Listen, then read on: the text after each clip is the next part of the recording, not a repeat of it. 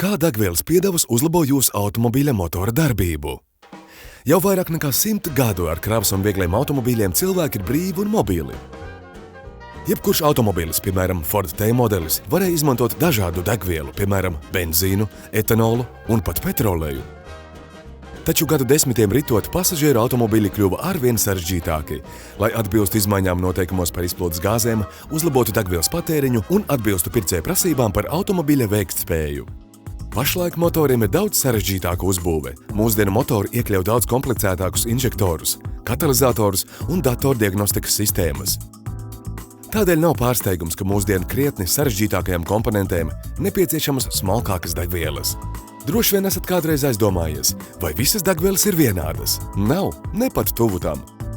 Mūsdienās dažādu degvielu kvalitāte tirgū var būtiski atšķirties.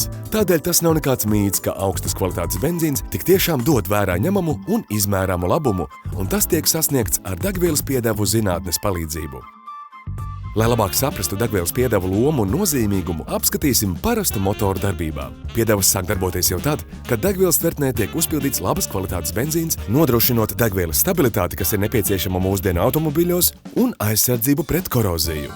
Caur kompleksiem degvielas inžektoriem, kas bieži vien atrodas uzreiz aiz degkameras, benzīns nonāk motorā. Inžektoriem jāveido augstas kvalitātes degmaisījums, kuram jāspēj efektīvi uzliesmot, lai nodrošinātu sadedzi. Piedevas, kas kontrolē nogulsnējumu veidošanos, ir ļoti svarīgas, jo tās nodrošina ideālu degvielas ieplūdi tās efektīvai sadedzēji. Šīs piedevas nodrošina to, ka inžektora sprauslās un uz to virsmas neveidojas nogulsnējumi. Nelietojot šādas piedevas, sprauslas var aizķepēt, tādējādi degvielas padeves efektivitāte samazinās. Dzinēja ieplūdes fāzē atveras ieplūdes vārsts un degkamerā nonāk benzīna un gaisa maisījums. Kompresijas fāzē ieplūdes vārsts aizvars un virzulis saspiež degvielu. Virzulim pietuvojoties cilindra augšdaļai, aizdedzes svece rada dzirksteli un aizdedzina degvielu, spiežot virzuli uz leju. Visbeidzot, kad virzulis sasniedz zemāko punktu, izplūdes fāzē tas sāk virzīties augšup.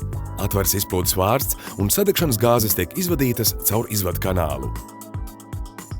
Šis 4-taktu process – ieplūde, kompresija, darba takts un izplūde – notiek ļoti ātri, 1000 reižu minūtē, un ieplūdes vārstā drīz vien var izveidoties benzīna nogulsnējumi. Ja izveidojusies vērā ņemama nogulsnējumu kārta, nogulsnējumi var absorbēt degvielu, samazinot motorā nonākušās degvielas daudzumu un līdz ar to dzinējdarbības efektivitāti.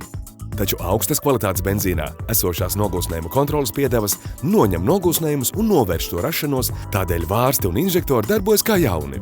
Vēl viens piedevu veids – berzes modifikatori darbojas pašā dzinējā.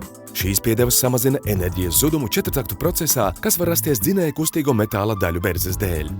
Ņemot vērā berzes modifikatorus benzīnā, ir iespējams būtiski samazināt degvielas patēriņu un motora nodilumu.